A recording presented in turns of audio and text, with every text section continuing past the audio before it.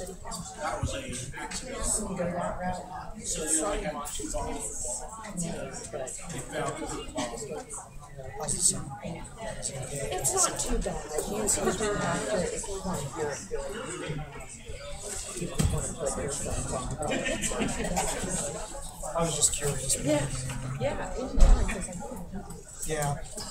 Whoa. How bad my dyslexia is now.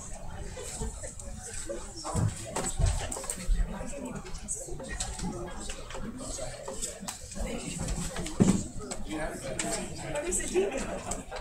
Right. Did you just get my college degree and I just wrote everything backwards and I didn't know what happened.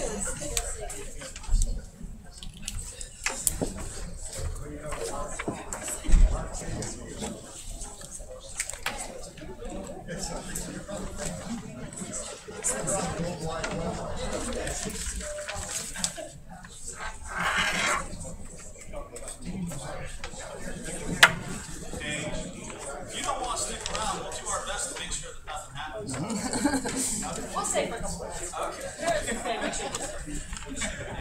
Yeah.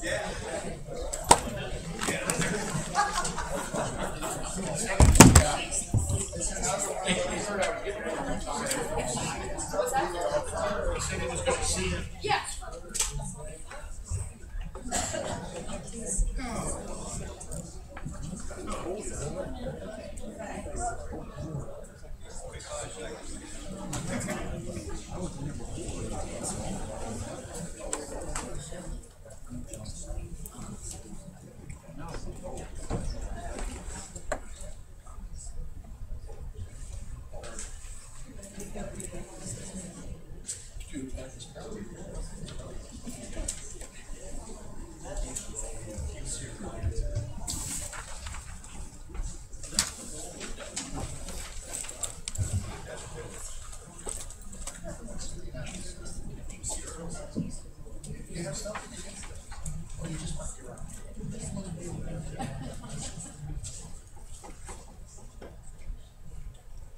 Alright, at 7:30, call the meeting to order. If everyone would please rise. We'll have an invocation by Mr. Morrow, followed by the pledge of allegiance. Dear Heavenly Father, we give thanks for the wonderful life that you've given us and the daily blessings that we receive. We give thanks for the opportunity to live in a free country where we can make our own decisions. We ask your blessings on this council, and we ask your guidance over the decisions that we make. And we ask that you have blessings on the people in Boston as they face the tragic today. We ask that you watch over our servicemen and women as they protect our freedom and the safety forces as they protect our city. For this we pray. Amen. I pledge allegiance to the flag of the United States of America and to the republic for which it stands, one nation, under God, indivisible, with liberty and justice for all.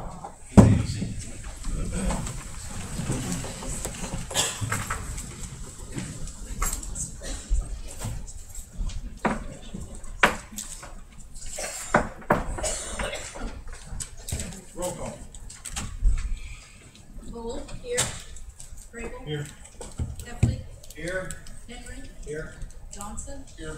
Kelly. Here. Morrow. Here. Okay, everyone's here tonight. We'll have need a motion to approve the minutes of April 1st, 2013. A motion is second. All in favor say aye. Aye. Opposed, same sign. Minutes have been approved.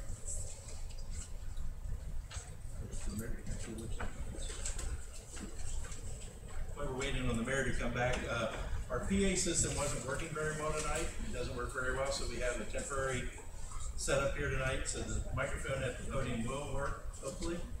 I don't want to jinx it, so when it comes time for visitors to speak, you can approach the podium and hopefully we'll be able to hear you. I hope everyone can hear us up here. Sorry that it's kind of blocking me a little bit, but maybe that's a good thing. You don't have to look at me as much. So everyone else up here will just talk loud and hope everyone will be able to hear. At this time we'll move on to election appointments. Mayor Johns. Thank you, Mr. President. Two mayoral appointments that I want to notify council about. First of all, to the Heath Newark Licking County Port Authority Board, a reappointment of Frank Flynn to continue in his capacity there through May of 2017. And also on the Heath Community Reinvestment Arts Council. Would that be Community Reinvestment Act, John? Community reinvestment area. Area? Okay, thank you. The Heath Community Reinvestment Area Council, reappointment of Skip Kempner through January of 2017. Also, we have a vacancy to fill on the city's Civil Service Commission. That vacancy is filled, the mayor will provide a recommendation, but the appointment is actually made by council. I would like to recommend to council the appointment of Ms. Shelley McKinney. Is Shelley here tonight? She wasn't sure if she was going to be able to make it. I spoke to her on the phone late yesterday. She was actually recommended, not late yesterday, late last week. I spoke with Deb Craning, the secretary for the Civil Service Commission, who highly recommended her. I had a very pleasant conversation with her. She resides in the 2nd Ward, which is where Bill Johns, who had resigned his position on the Civil Service Commission, also resides. So we're continuing the practice of having one commission member from each of the 3 wards. Shelley was excited to serve the city in this role, and I would wholeheartedly recommend to council that she be appointed for that role. Thank you, Mayor. Thank you. Mr. Henry. Make a motion that we approve Ms. McKinney to the East Service. Second. A motion and a second. All in favor, say aye. Aye. Opposed, same sign. Okay, Ms. Shelley McKinney will be appointed to the Civil Service Commission. Thank you. Fifth item, special orders committees, we have none. Unfinished business, there are none. Petition communications, none. Brings us to the visitor section. If you're a visitor and would like to speak, just approach the podium, state your name and address, and you can tell us your concerns.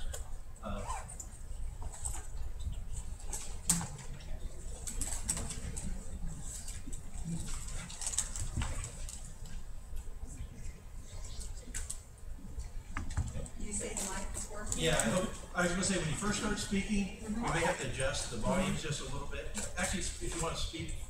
Oh, speak on this side? Yeah, I know she got paperwork though. Yeah, So it's well, I gonna- got some stuff that, that's the teacher in me. You know, You what's can get closer to the what's a microphone, teacher turn it without that way. keywords? Okay, Hey, Carolyn, Mark? do this. Yeah. If you'll lift up the mic, I'll try to rotate the podium around so that you can put your papers on here. oh, okay, you Lift up the mic. sure? Yep. Don't rip the carpet, that's the woman in me. Okay. We'll see if that works, otherwise, I have a projection kind of thing. I just want the people behind you to be able to hear you. We can hear you behind you. Mark is going to pass these out. This is a copy of the maintenance agreement, okay?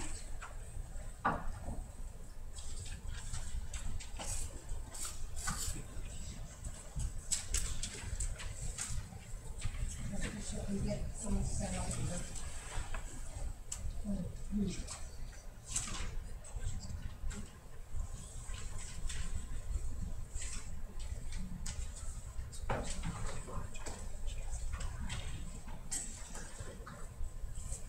And I gave you a copy of this, is that correct?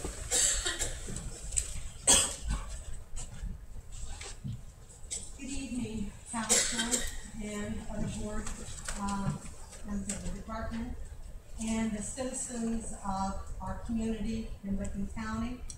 Thank you. Can you hear me now? Okay. My name is Carolyn Earnsher. I live at 95 Clare Drive, Ohio. I have lived in Heath for 45 years. I taught in the school district for 34 years, and I was a volunteer at the David Shea House for 7 years. This evening, we have concern and questions from the David Shea House citizens.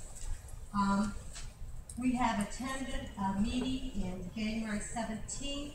We had another meeting February 7th, trying to resolve some of the situations that we were uncomfortable with. And tonight we're hoping that you would listen to what we have to say. We don't expect a response, but I would hope that maybe in a week or so that you would approach us to communicate to us. That's all we want is communication. Tell us, meet with us, kind of thing. I have a wonderful person that's going to speak next. After she speaks, I would like to speak with my part. I'm going to sort of leave it here. And with that, I'm going to bring the next person this evening, and I'll let her introduce herself to us.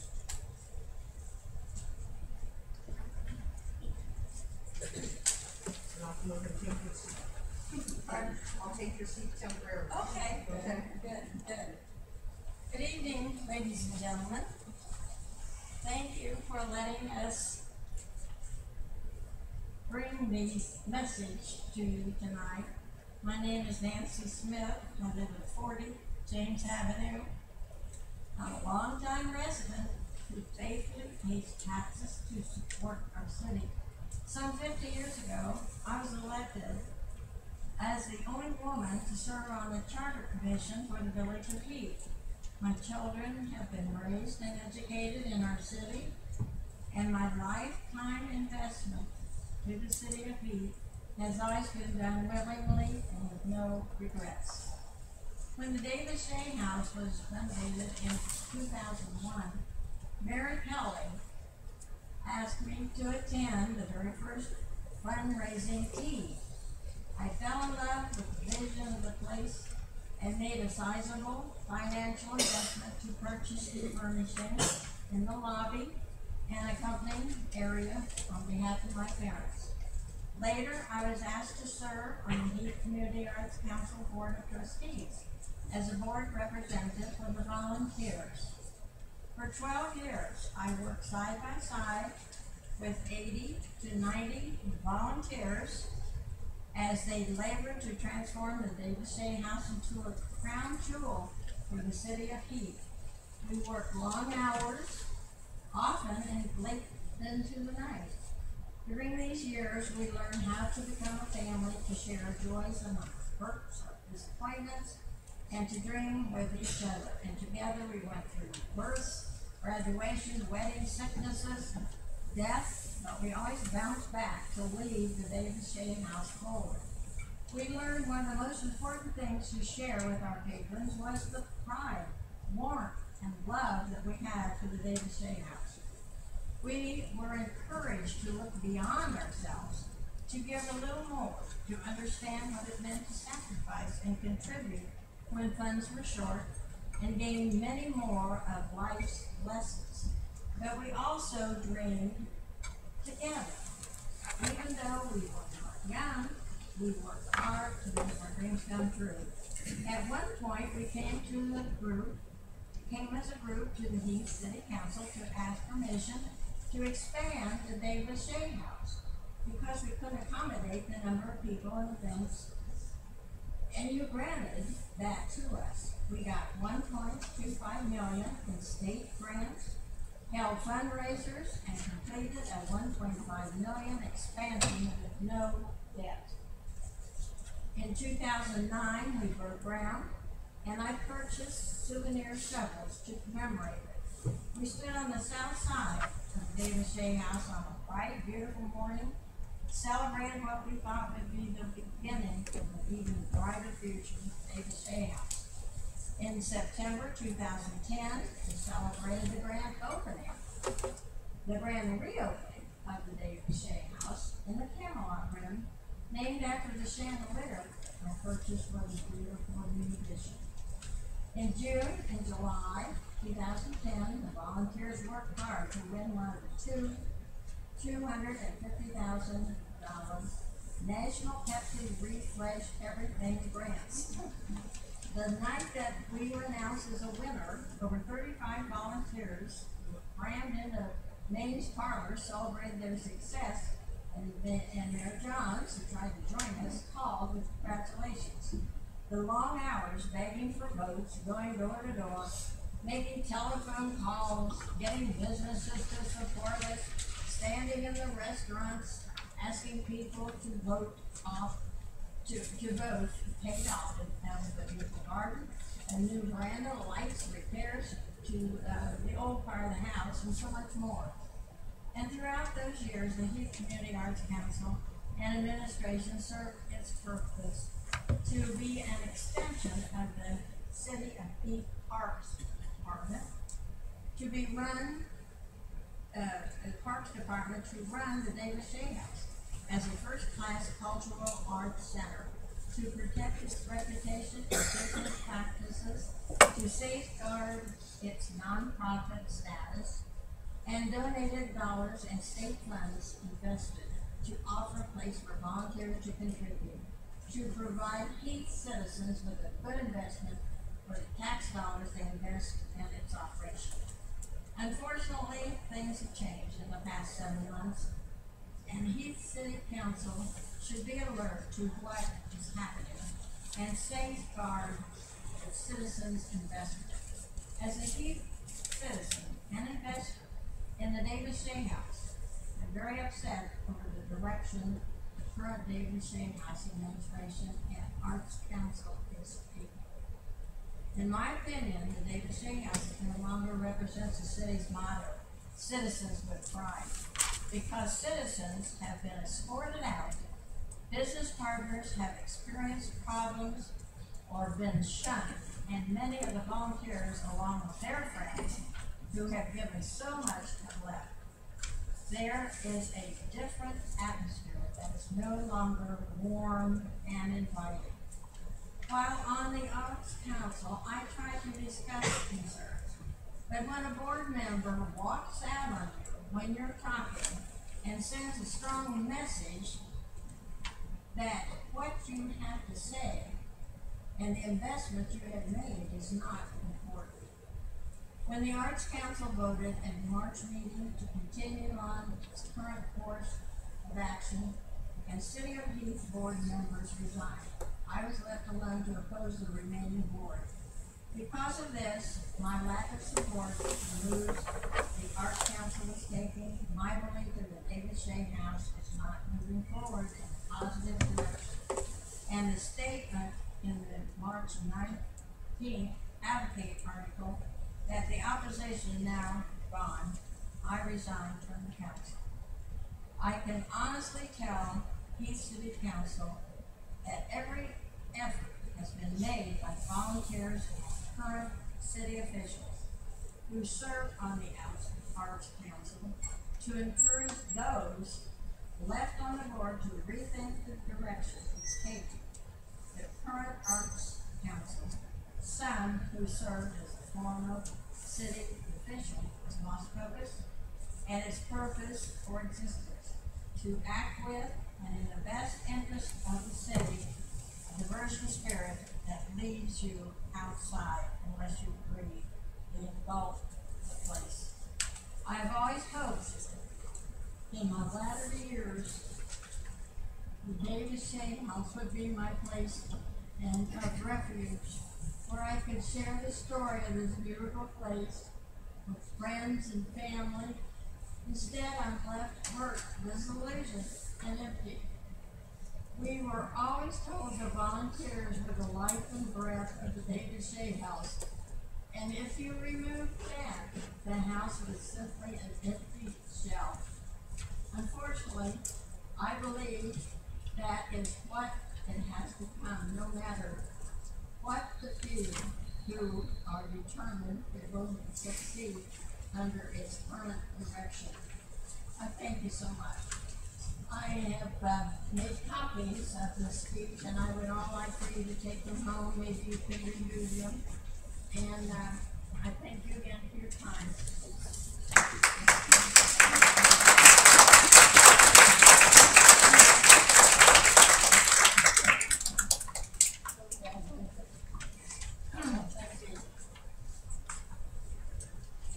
Not bad for a gal that's 82 years old. Being in a small community like we are, 10,000 people. We are a small community.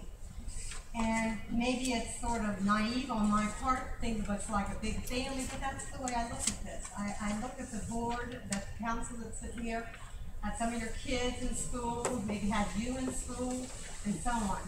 And I like being able to go into grocery stores and stores and see all of you.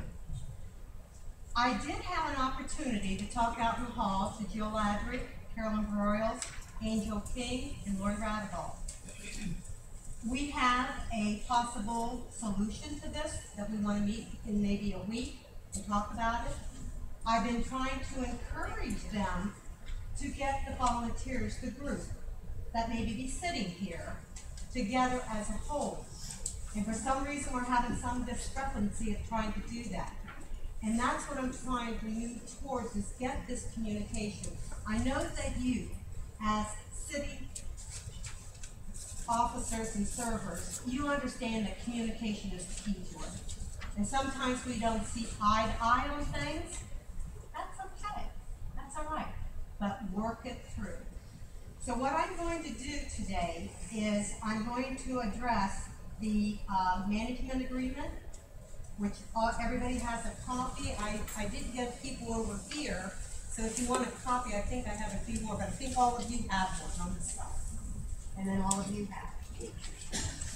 Okay? You got a few there? You want to pass these out or get them to these people? Would you pass these out for me? Thank you. Thanks, Mike. Okay, my presentation that I'm going to do, Nancy gave the history. And I think that by the emotional part at the end, when she talked about the volunteers, we do this because we're not paid. We do this because we love the David Shea House. And there have been evenings when I was working and I would work an 11-hour day. My ankles would be swollen, but I did it because I love the house. I love the people that come in there. I love the events. What I'm going to address today is the management agreement and see if there are some questions that I'm going to raise that you don't have to answer it tonight, but I would hope that you would take the time to review it and then call us back as a group, the volunteers, the citizens that are interested in attending, talk to us. Open our eyes. Maybe we are seeing something. Maybe we don't know enough. That's what we're asking for. I'm calling into question the management agreement between the City of Heath and the Heath Community Arts Council. The agreement states, please look at 1A. To operate and manage the David Shea House as a first-class cultural center, making it available to the public and taking all actions reasonably necessary to those ends. And 1B, manage the David Shea House in the city's best interest. Then I'm responding to that. Turmoil at the David Shea House began in October 2012 and continues to escalate because the Arts Council administration will not respond to or change directions suggested by the volunteers on January 17, 2013. And I have a copy of that information that I shared at that meeting at the David Shea House. What Licking County once called Heath's crown jewel now has developed a negative reputation among the public. I ask Heath City Council, how is the way the David Shea House is being run first class, and how is it being run in the best interest of the city and its citizens? 1C, to cooperate with the city in the resolution of any questions and concerns the city might have about the David Shea House's management.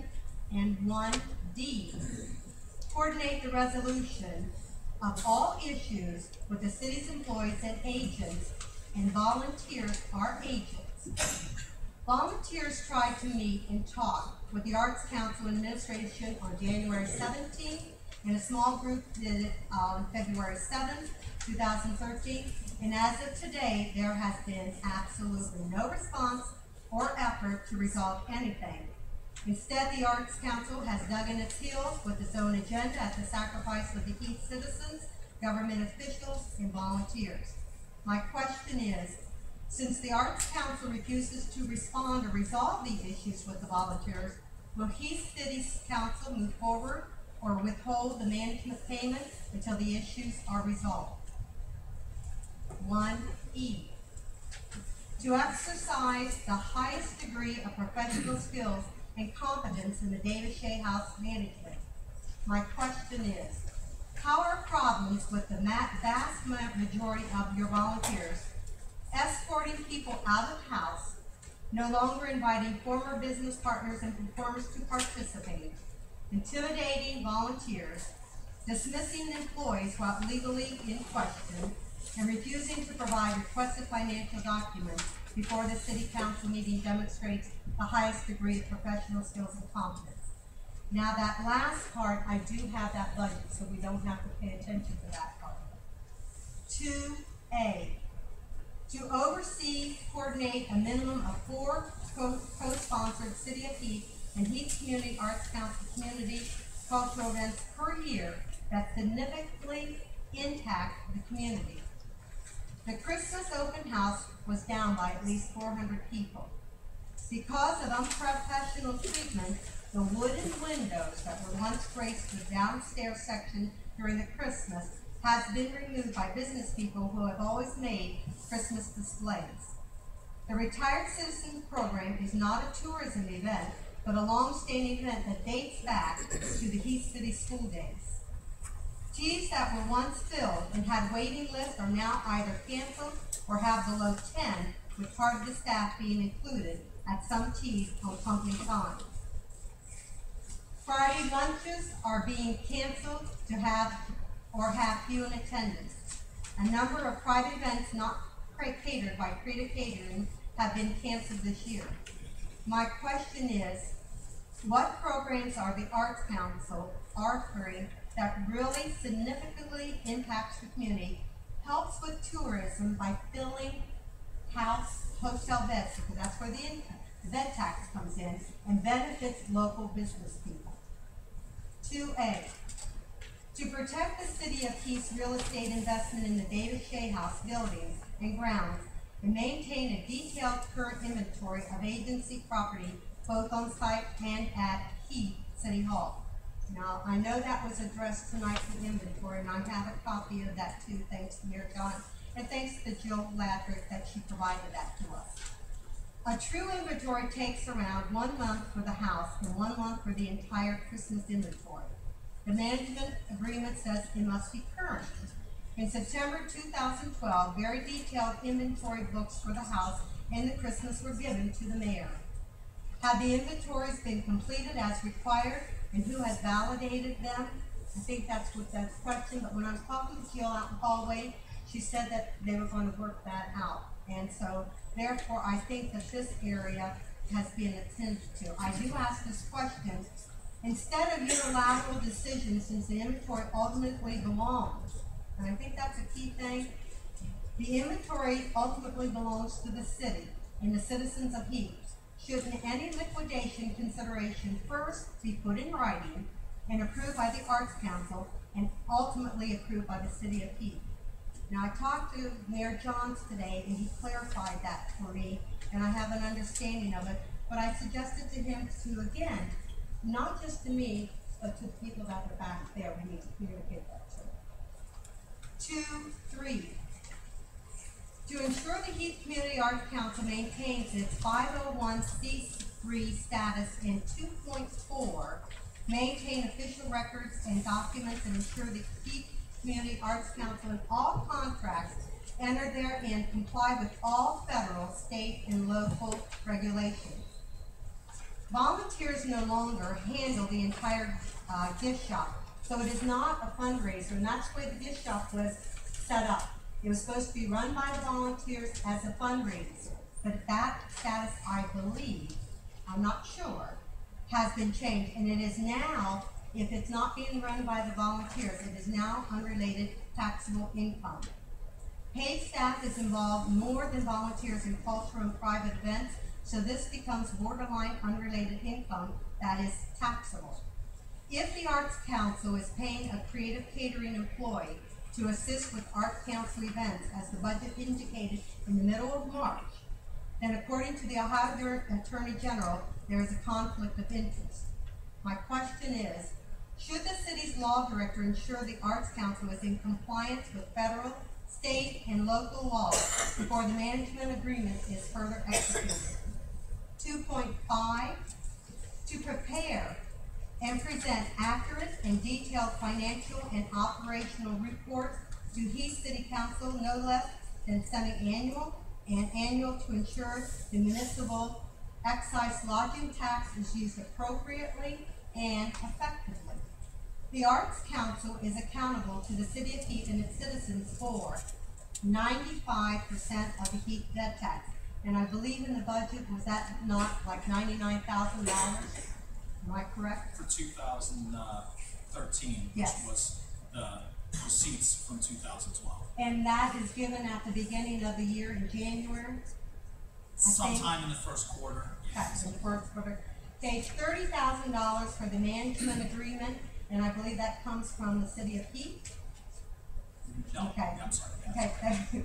Okay. Another one? Sorry. That's all right, that's all right. Tax dollars for upkeep, and I don't think everybody understands this, and I think that they need to. I think that the people over here don't understand this. Tax dollars for upkeep of the building and grounds and payment of utilities is done by the City of Heath, and that's a long-term lease. Correct, okay, I wanted to clarify that. According to the Ohio Attorney General's office, and I quote, board members are responsible for assuring the financial accountability of the charity.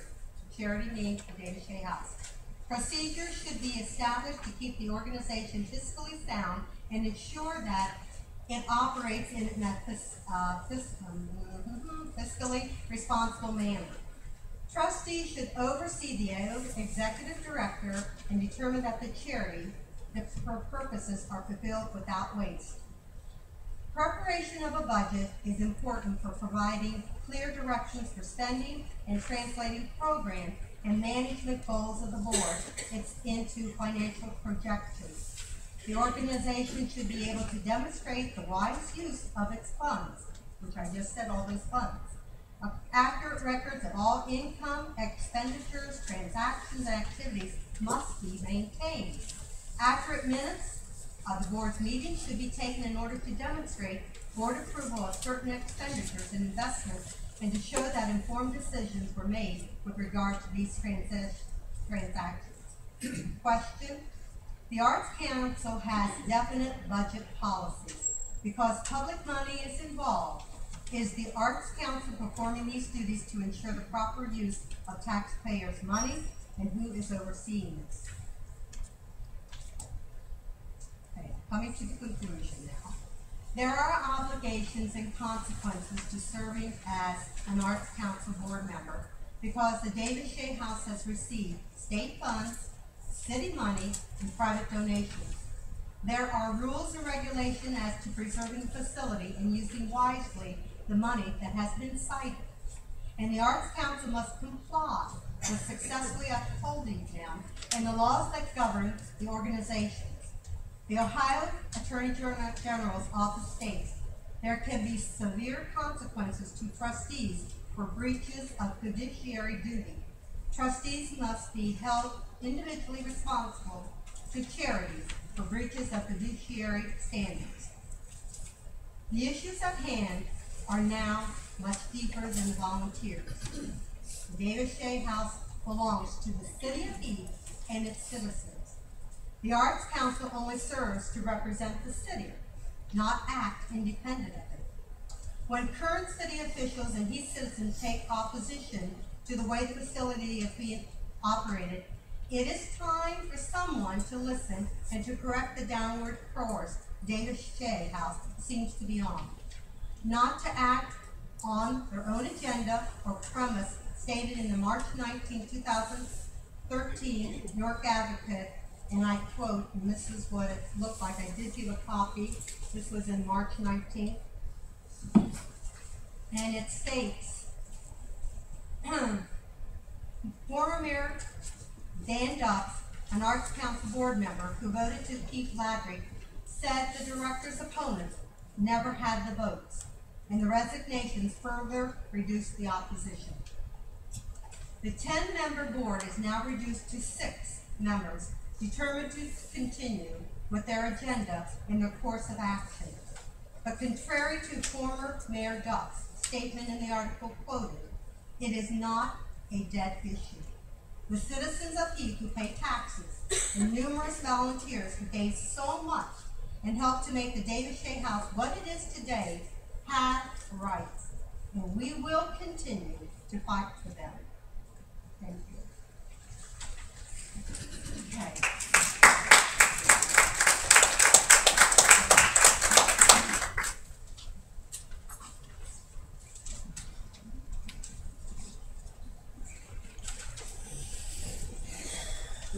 Any other visitors like to speak?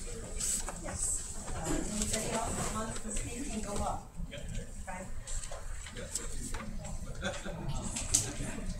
My name is Lori Randolph, and until recently I lived in Heath for 20 years.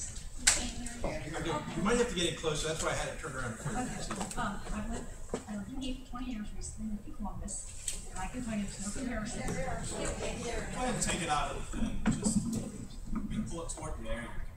I lived in Heath for 20 years, and I moved to Columbus, and I can tell you there's a huge difference.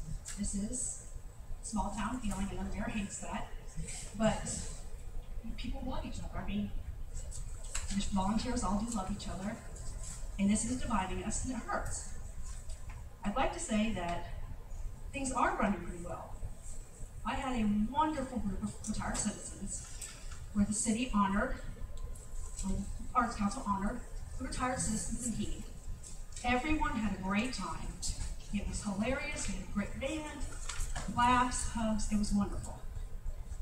And I've had several other events with children recently who think we have a castle in Heath, and the Easter Bunny lives there. So we are getting a lot of positive feedback.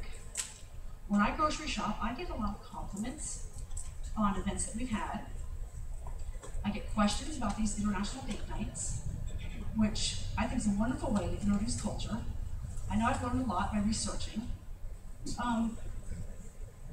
We have a lot of fun, and a lot of the volunteers miss the other volunteers. We really do.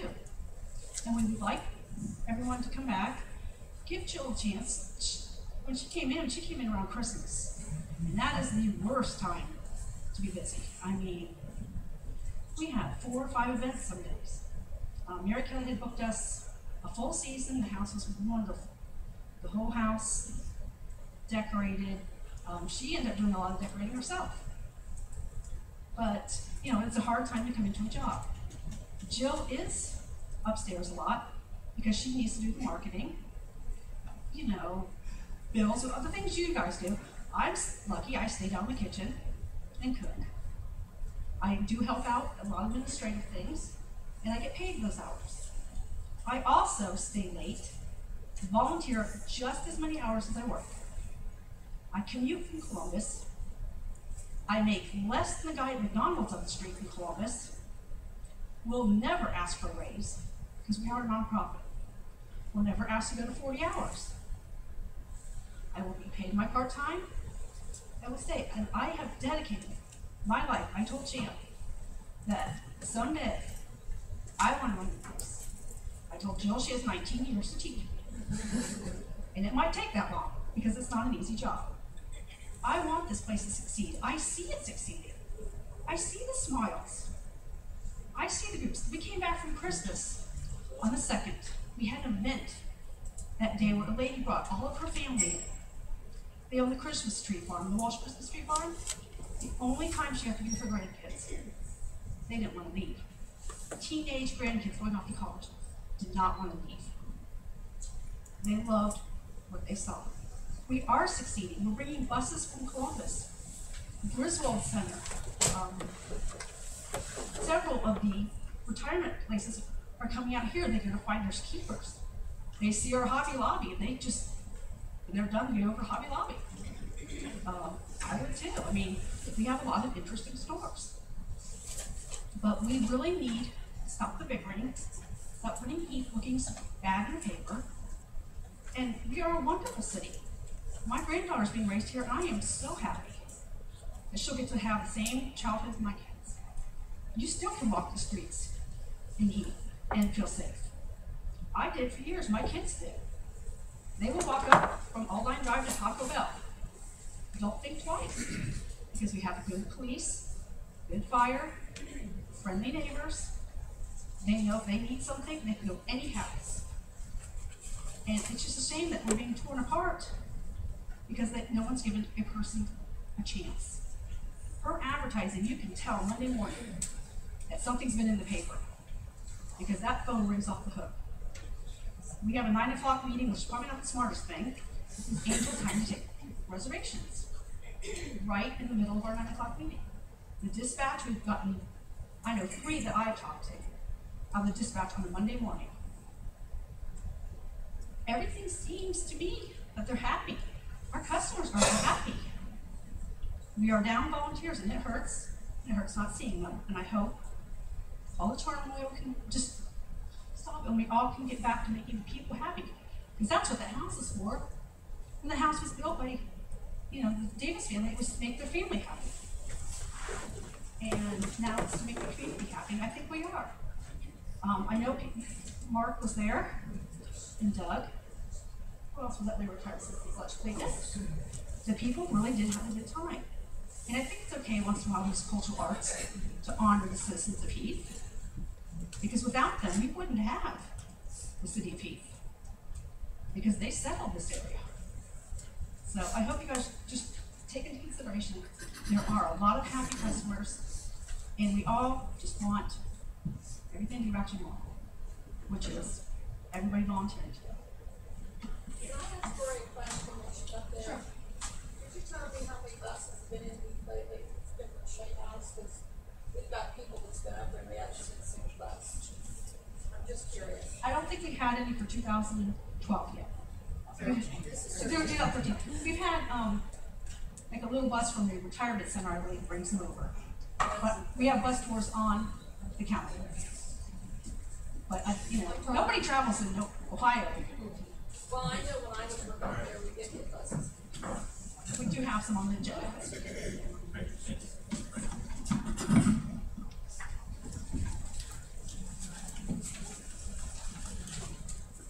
I'll just make a statement here. During visitors' comments, we usually don't do an exchange between people and stuff like talking. So pretty much state your point, and then the next person wants to come up, they can state their point stuff. But we don't want to back and forth bickering and all that kind of stuff or anything. So, but if you have a question, you can state your question, and someone will get back to you later with the answer, or something like that. So just so we don't get in, because it's hard when you ask a question out there for everyone to hear what the question was and stuff. So, thanks. Go ahead.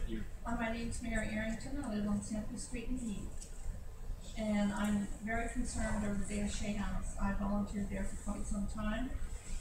I also held down a 40-hour-a-week job at the same time. I used to go there whenever they called me, actually, and also on the weekends. This is the part that's got me totally upset. I've been told about a plan to get rid of some of the trees and the Christmas decorations. I want to know, why are they doing this? We had people that donated some of the stuff, and it's not cheap stuff. They paid good money for this stuff. Why are we going to let somebody hold an auction and get rid of this? It makes no sense. Christmas time around at the Shea House, that's a big thing.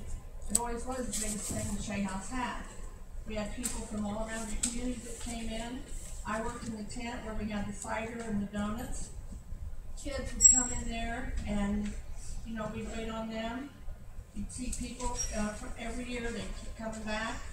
And I just cannot understand why you would get rid of the Christmas decorations. That makes absolutely no sense at all. We had one particular man that donated this huge tree and paid quite a bit for it. It's not even around. I don't know where it is. Find a box somewhere. That's ridiculous. And also, I just have one more thing to ask, and then I'm done. I can't understand why they can bring a person in from out of town and destroy something in such a short period of time. They've got people that I've seen, I saw a lady at the grocery store just the other night in Kroger's, and I know that people were listening. She said, "Are you still working at the Shea House?" And I said, "No." And she said, "I didn't think we would be." She said, "What's going on up there?" I said, "I don't know, nobody will listen to anyone. They bring this person in, and they only listen to that one person, and they're not even from around here, and don't even know the experience of the whole house. Something's got to be done, and it's just going right down the tubes." Thank you for your time.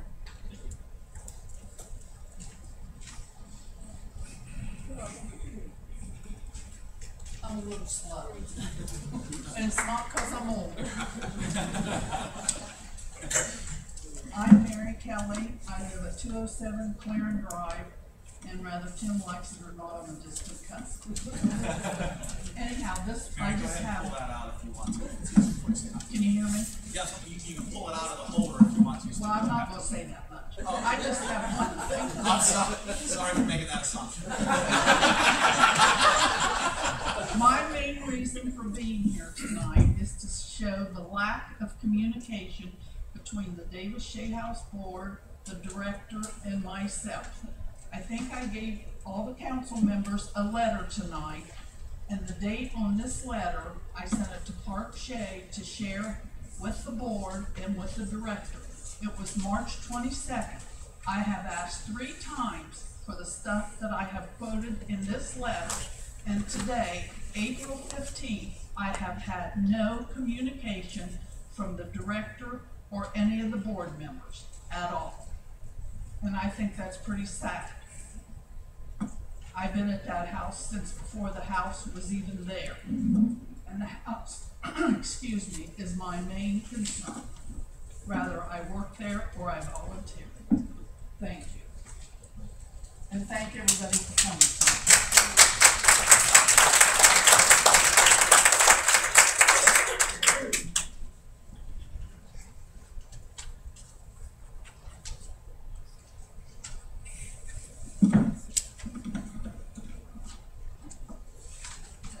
One more time.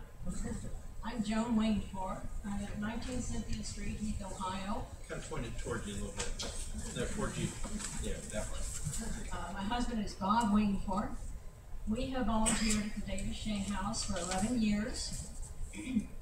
When there was a change in directorship and things weren't going too well, about 4 of us volunteers carried the Davis Shea House for 4 months through Christmas. Now, since we have been at the house for so long, my husband and I are both aware of many of the inside activities of the house, policies of the house, and so forth. We've probably worked about every job there is to work at the house between us. We have been in a discussion with the Heath Community Arts Council over management of the Davis Shea House over the last 6 months.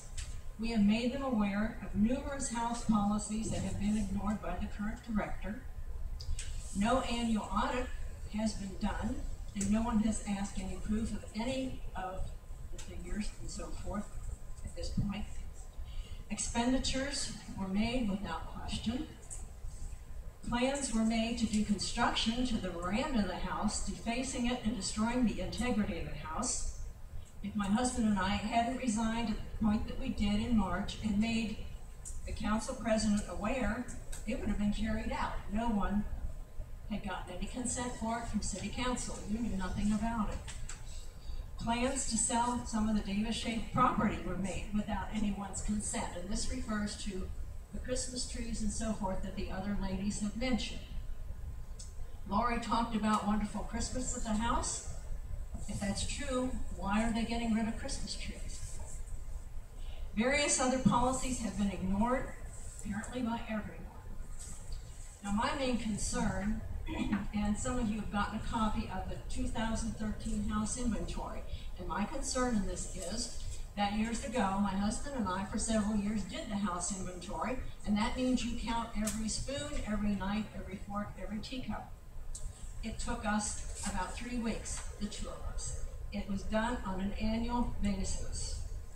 There is no way that you can keep track of the household items there unless you do an end-to-end count. When a volunteer breaks a teacup, they're not going to run to the inventory book and write it down. How else are you going to tell what has been broken, missing, etc.? Now, I have this 2013 house inventory before me that was submitted by the director. And I can tell you, because of working with the house so long, that how familiar I am with the household contents. I have found 7 discrepancies in it. And I've talked to the mayor about this, and I knew this was going to happen. The director says that this is done on a current basis. Like every day someone takes stock of something. I've marked them here. If you wish, I would be happy to take the previous inventory and scrutinize it for you. If things like this are done, it makes you wonder what else is happening. And as the other ladies pointed out, they're wondering too what is going on. And I think this deserves some consideration. Thank you.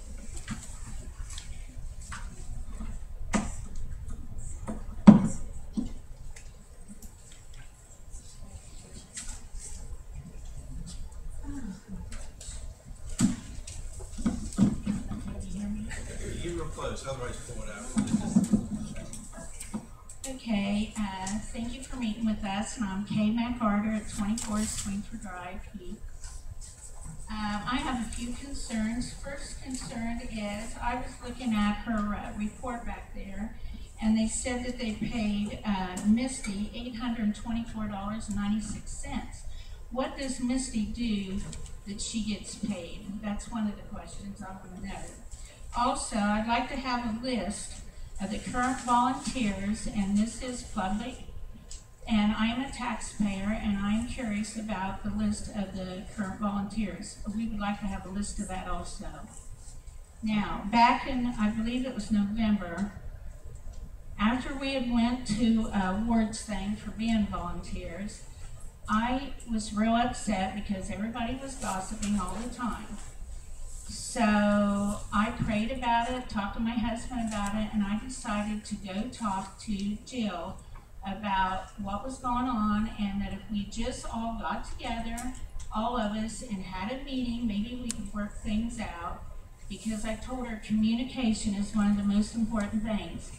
She just said to me, we don't do stuff that way, and we don't do it that way, and so she wouldn't even talk about anything. She wouldn't meet with anybody, and so I've been to some of these meetings that Carolyn mentioned, and we were supposed to get a response back from her, and we never did. She never talked to us at either one of those meetings that we went to meet with her. Also, I have heard a rumor about the bricks were going to be removed, and I just want to check that out, because those bricks there, people pay money to have the bricks put in, and that is something that absolutely does not need to be removed from the house. The bricks out front where they put the names, you know what I'm talking about, okay?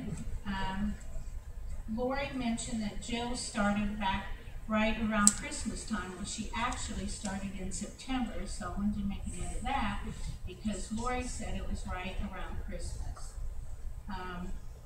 I work at Heath City Schools, and we do an inventory once a year on all of our equipment, and I work in the kitchen. Every month, we have to do an inventory on our food. We absolutely do that every month and have to hand that in, and then the inventory for all the equipment in the kitchen, we do once a year. Everybody in the whole school has to do inventories. So we should make sure that's done every year, and you have to count every little thing. We have to count every little fork, every little spoon, everything we got in that kitchen, we have to count it.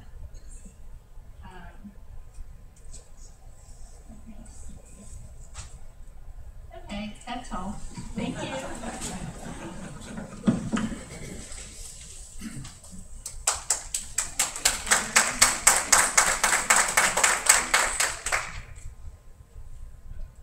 Any other visitor like to speak?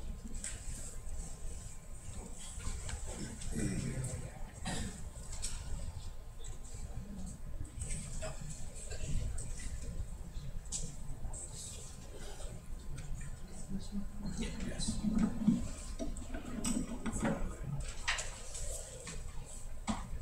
Turn this way. Name and address.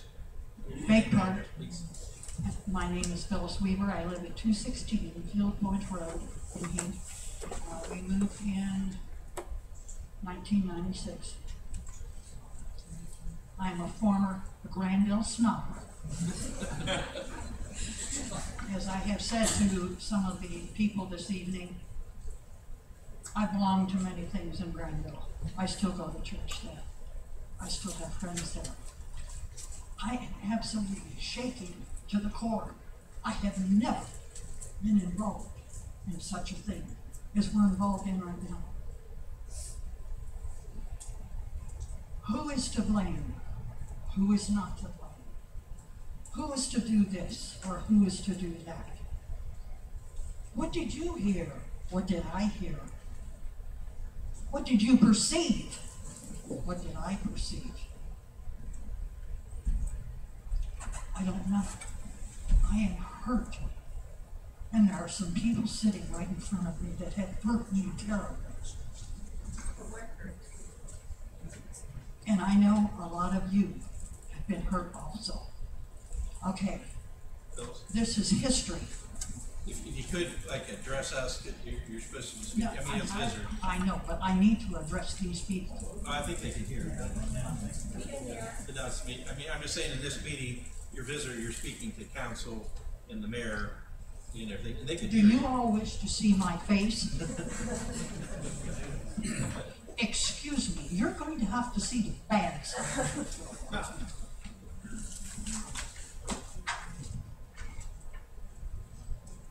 This has all got to be history. She said, he said, they did, they did. I've heard things this evening I've never heard before. I'm tired of this. The House is worthy, very worthy. We have got to bring all of this bickering, name calling, to an end. What is it going to take to do that? It's going to take board members, volunteers, paid staff to be in meetings of communication. This is a fact. I don't believe it. This is a fact. This is a rumor. Let's get everything out on the table. Let's move forward. We're doing Heath a very big disfavor. I have come to like Heath very much. There's many, many good people in this village. Even some of us Granville snobs can get along with all of you. Yes, I am a snob. I am a generational snob.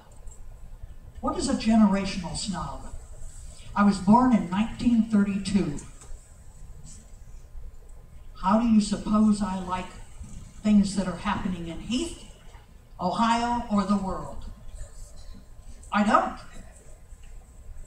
I'm a snob because I came through an era that was very different than what we are all living in right now. I did come through an era where people got along together. None of this kind of stuff should be going on. All of us are far better than is what is happening right here.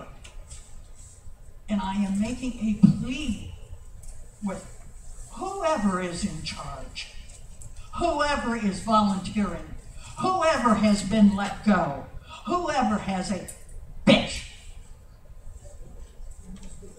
Let's lay them aside.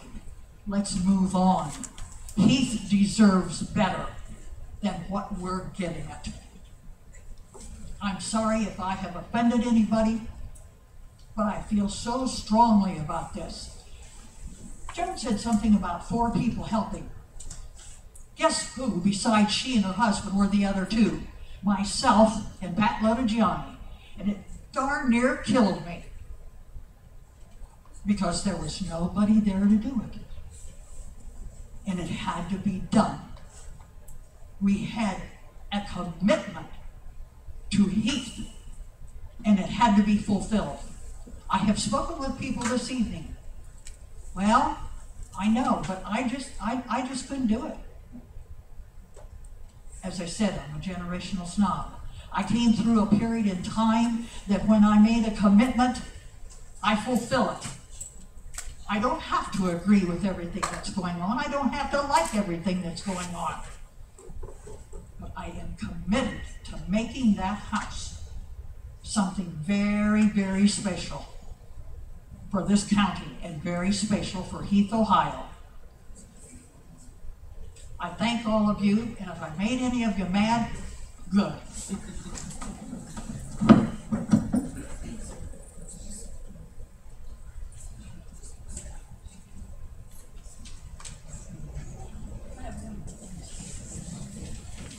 She wants to know what can be done to straighten this mess out. Microphone, pull it out. She wants to know what can be done to straighten this mess out.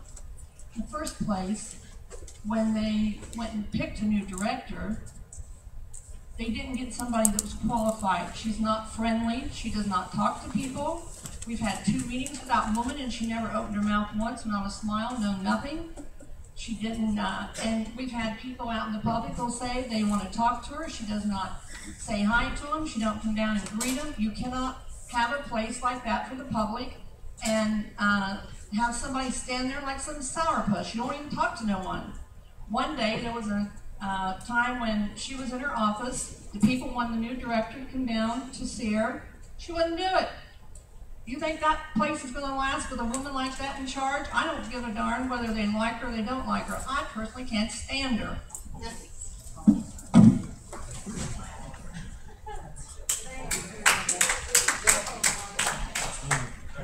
Any other visitors on? I don't want to.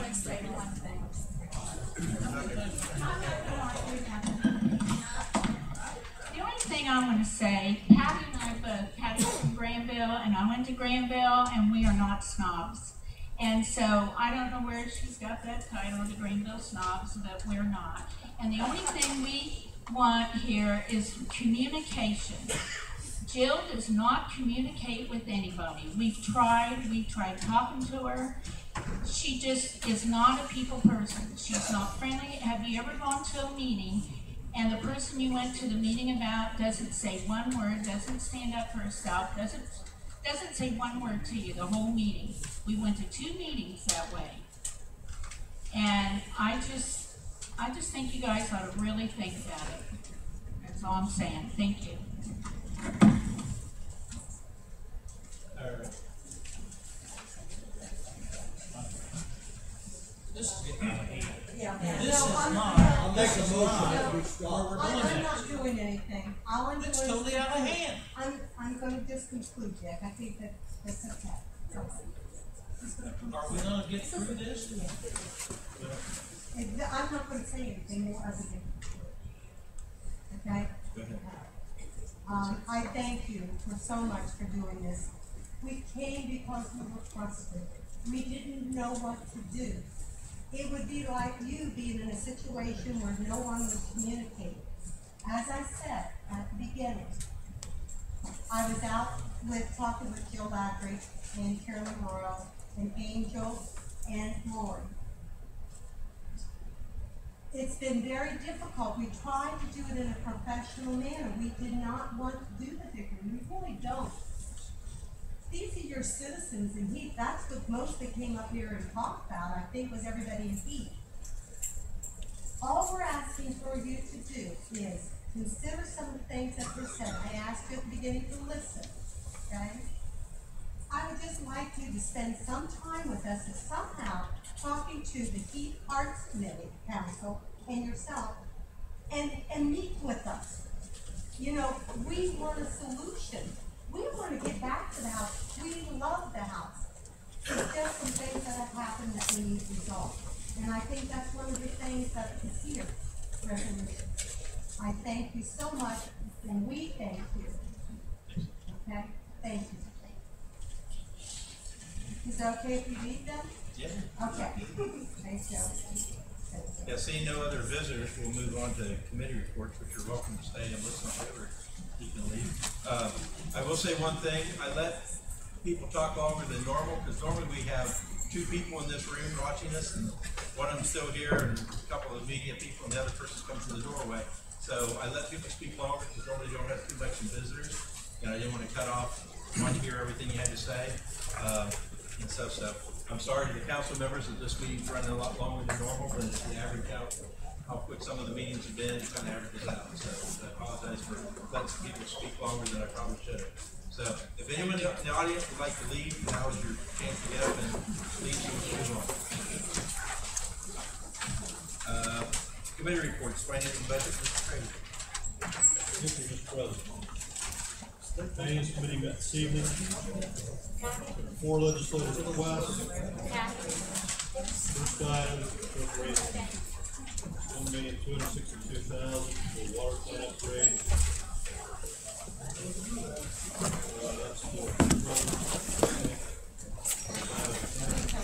second item, appropriate $558,760 Use it if Valley excavating and development. Third item, appropriate $31,782.01 capital improvements for 2012 Dodge Charger police car, cars.com. Fourth item, appropriate $2,332.46 general fund for batteries and defibrillator pads for current inventory of AED. Under other items, Auditor Alexander reported bond sold last week for the water plant improvements. John Lucas cost for the bond council, underwriting, etc.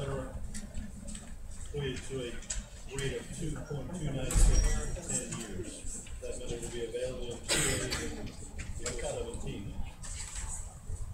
Finally, House Bill 5 discussion. Tax Commissioner King Geller joined in, discussed concerns our city has with collection of local income taxes by the state and lost period provisions. Alder Alexander, any other comments? Thank you, Mr. Chairman. Just recognizing 2 employee anniversaries. Debbie Whitefield, 23 years of service as the HR director, and Beverly Shepard is the assistant tax commissioner with 5 years of service. Thank you. There we go. Anything else?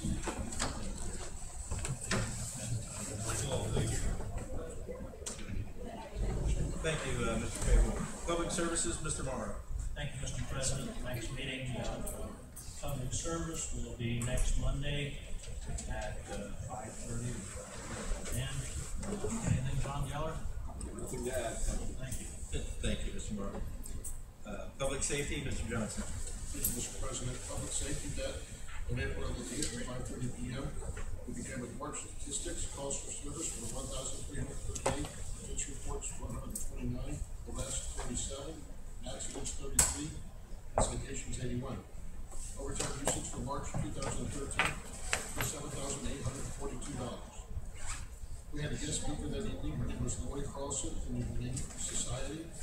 We did a Licking County Humane Society, and she just gave a little overview about what they do for us, and made it clear that they're about animal abuse and neglect. They do not handle strays. They were letting us know that they're having a grand opening on April 11th at 11:30, and let us know that they actually handle over 100 calls per month within the county.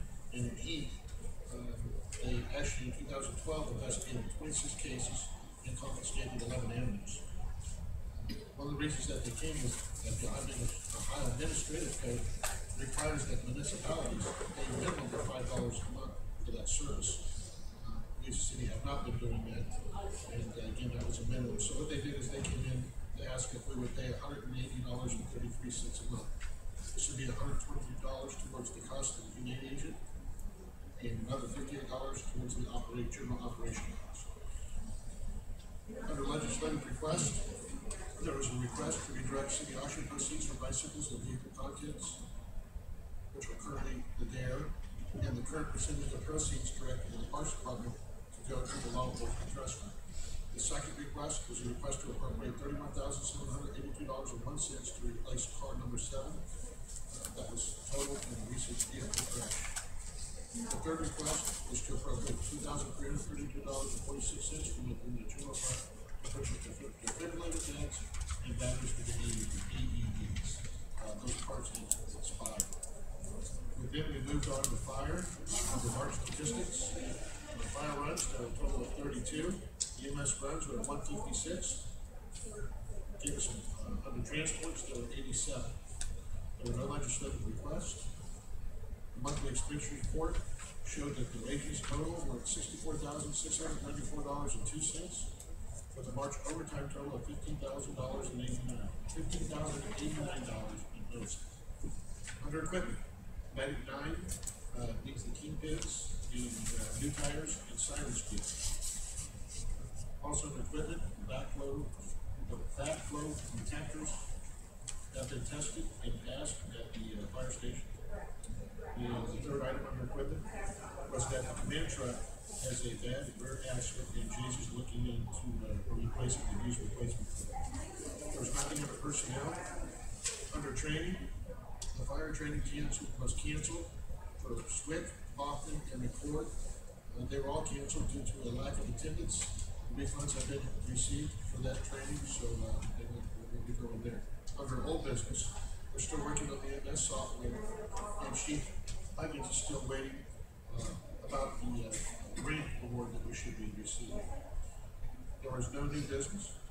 And another they reminded us that they were going to have a the Safety Forces little fundraiser at Bob Evans, which was April 11th from 9 to 8 a.m. To raise money for safety forces. With that, we adjourned at 7:30 p.m. Chief Shepherd, do you have anything to add? No, just say that the fundraiser went well. That's all. Thank you. Chief Huggins, yeah. Nothing. I agree with what he said. Well, that's a first.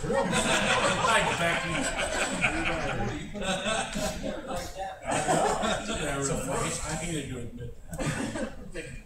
Thank you. Streets and drainage, Mr. Heffer. Thank you, Mr. President. The Streets and Drainage Committee met this evening at 5:30. Bob Young gave his report. Item 1 has a listing of streets that are looking to get paved. Joe Henderson gives cost of paving. Bob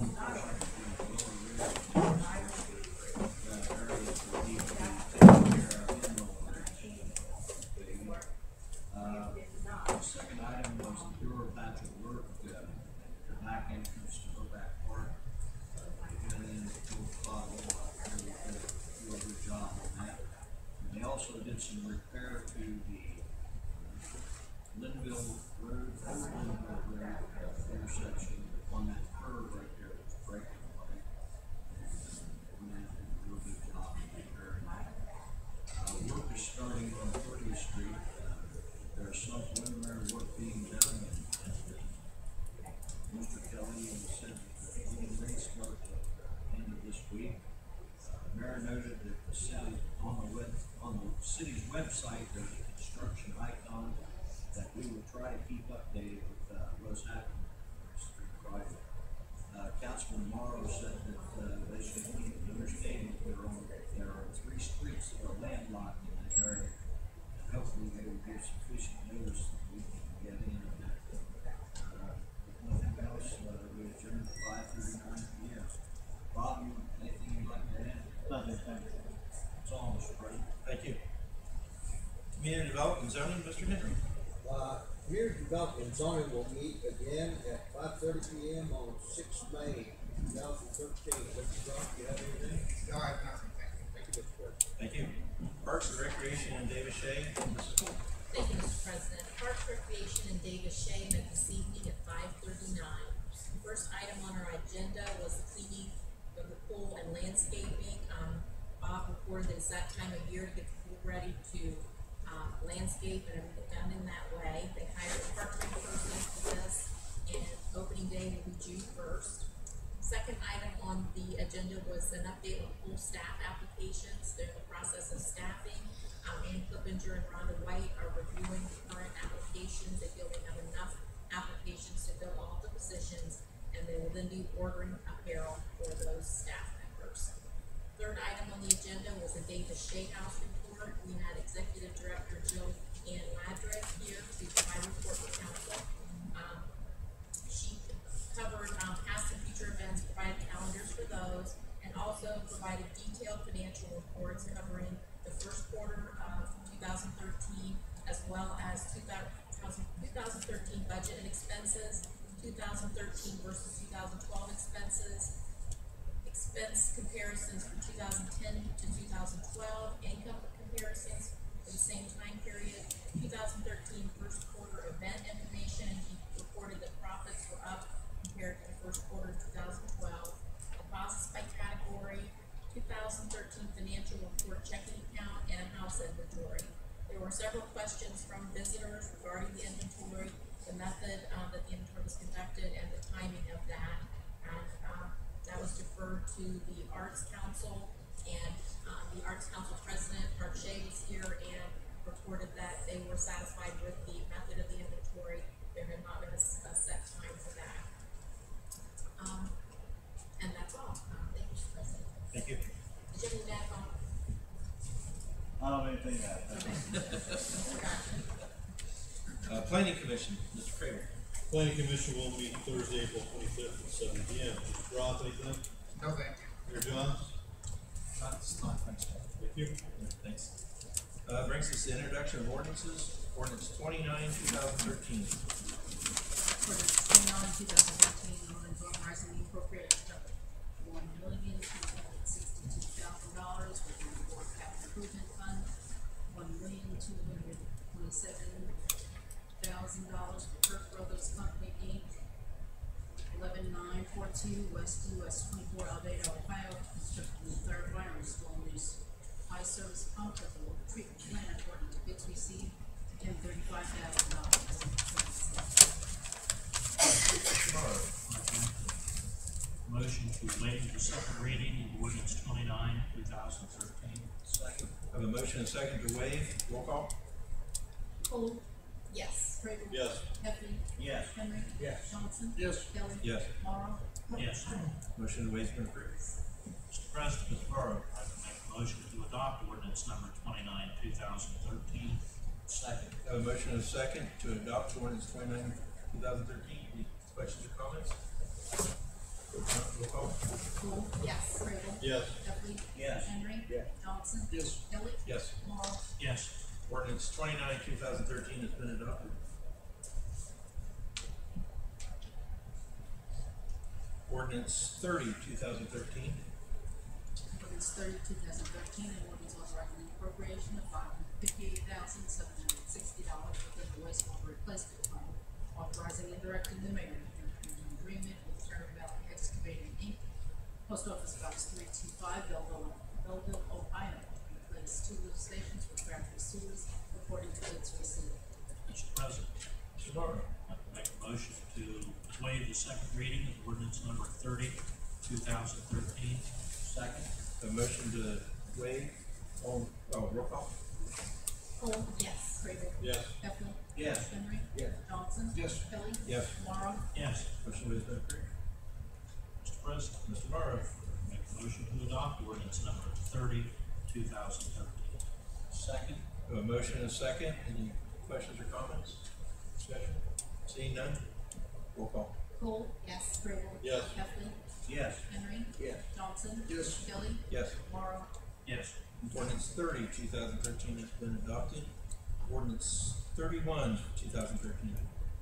Ordinance 31, 2013, an ordinance authorizing the appropriation of $31,782.01 within the capital improvement fund to purchase one 2012 Dodge Charger police sedan based on the 2012 state contract bid. Mr. President, Mr. I'd like to make a motion that we waive the second reading on ordinance 31, 2013. Second. A motion to waive. Roll call. Cole? Yes. Craig? Yes. Heffernan? Yes. Henry? Yes. Johnson? Yes. Kelly? Yes. Morrow? Yes. Motion to waive has been approved. Mr. Mr. President, could you, I'd like to make a motion that we adopt ordinance 31/2013. Second. Have a motion to adopt, a second, roll call, or any discussion, comments, or? Seeing none, roll call. Poole? Yes. Fraser? Yes. Heffley? Yes. Henry? Johnson? Yes. Kelly? Yes. Tomorrow? Yes. Ordinance 31/2013 has been adopted. Ordinance 32/2013. Ordinance 32/2013, an ordinance authorizing the appropriation of $2,232.46 within the general fund for police materials and supplies to purchase batteries and related payouts for AEDs for the police department. Ordinance 32/2013 be held as a second reading, brings us to ordinance 33/2013. Ordinance 33/2013, an ordinance authorizing the appropriation of $242.90 within the general fund to pay out accounts payable position for longevity for the month of December 2012. Ordinance 33/2013 be held as a second reading. Ordinance 34/2013. Ordinance 34/2013, an ordinance approving the community reinvestment area tax abatement for American Engineer Expanding Company, 1700 James Parkway, Ohio, February 26. Ordinance 34/2013 be held as a second reading, brings us to ordinance 35/2013. Ordinance 35/2013, an ordinance authorizing and directing the mayor to advertise for bids for the spare account 79 Union landscaping maintenance. Mr. President, Mr. Heffernan. I move that we waive the second reading of ordinance 35/2013.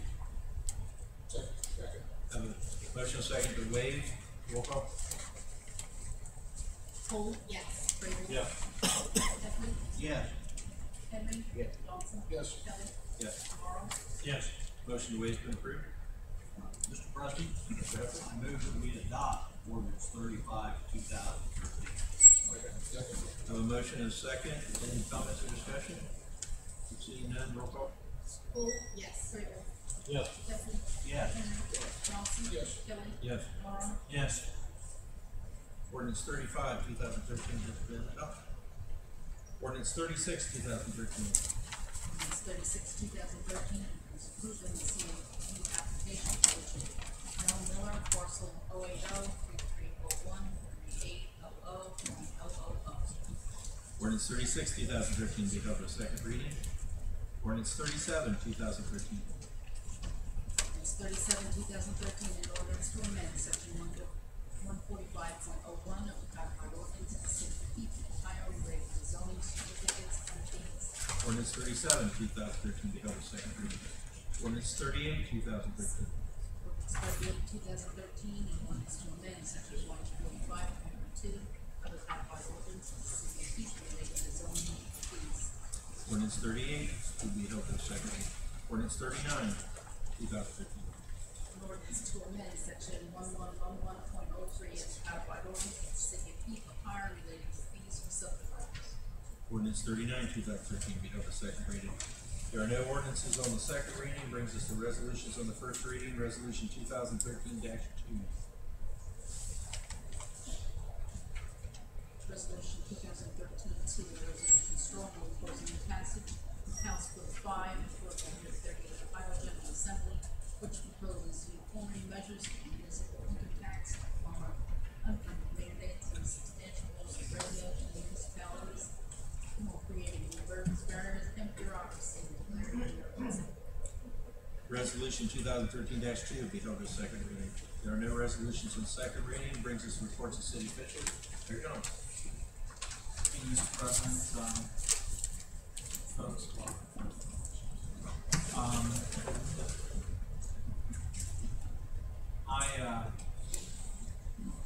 I don't know to what extent the human toll is in Boston this evening. I was only able to this afternoon catch a few snippets on the radio as I happened to be driving around. I think before I came in here, I saw their headline that there were at least a couple of people dead. For some of you maybe who weren't privy to any of the news this afternoon, there were apparently two separate explosions that took place near the completion of the Boston Marathon route. The one picture that I saw seemed to indicate that the explosion took place in that crowd area. As I said, I think I saw a headline that said that they were currently dead. So our condolences, I think, need to go out tonight to those families who lost loved ones or had their lives forever altered by the events there. And it's my hope that law enforcement or others are able to find who did this and bring them to justice. Seeing as how there's no one remaining from the visitor section, shared the comments that they had with us today. I don't have anything to say about that, so that's all I had to mention. Thank you. Auditor Alexander. Thank you, Mr. President. I just want to welcome you. Love motion. I have nothing to report. We'll start with the person who gets to eat from the senior meal menu at Bob Evans on April the 20th. Mr. Jeff Craig.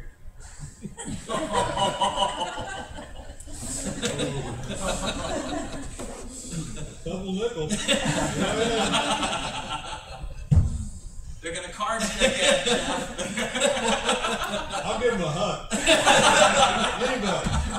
Anybody wants? The last one left at 8:50 p.m. The diehards remain. Welcome. You hung in there. An hour and 35 minutes, 25 minutes later. Welcome. Thanks for staying. I think. Why are we here? Cletus? I just also, while over here, it's good to always see you. You guys are good. Thank you. Yep.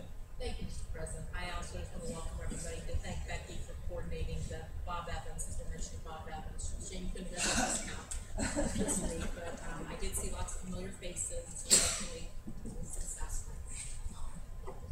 Thank you. Right. Thank you, Mr. President. Becky, thank you very much for doing that for me. Greatly appreciate that. The rest of you, thanks for enjoying tonight and just sticking around. With that, I probably wise at this point. I'm further in my time, so that's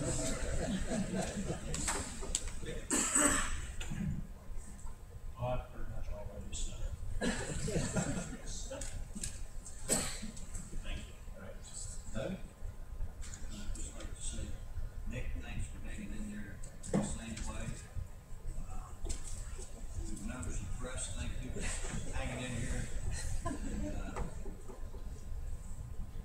And my heart goes out to people who lost it.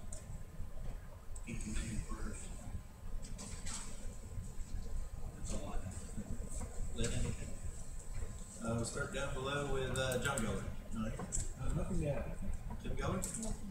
Bob Geller? Nothing. John Brock? I've got quite a bit to say. John, you want to use the microphone? Just I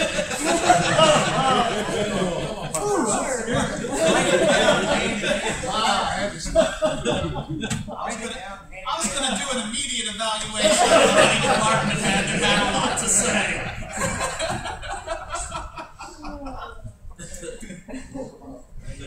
Chief Shepard. Nothing.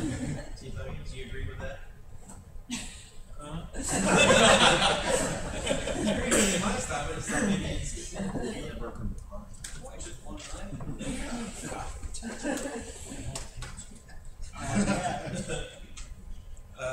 I just say I apologize to everyone up here that didn't, but normally we don't have any visitors, and I thought, okay, let them speak, and then it kind of got out of hand there a little bit.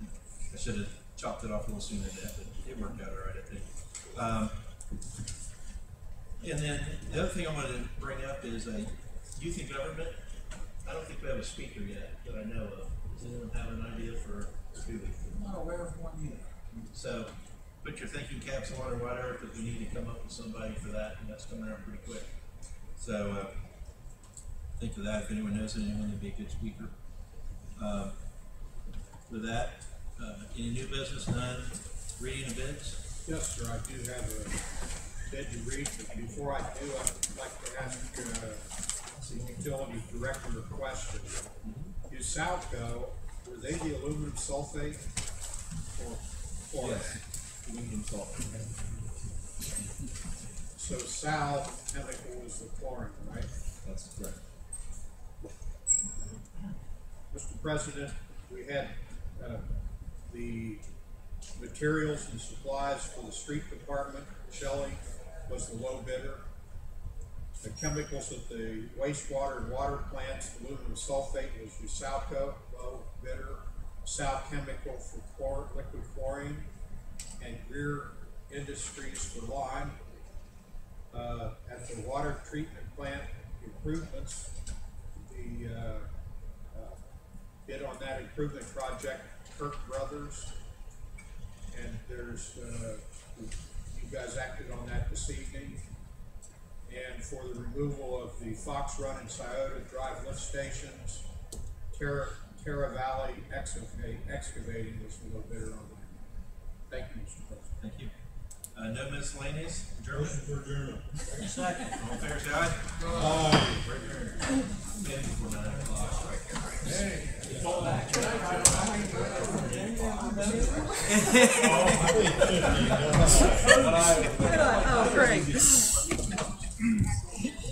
And it's us.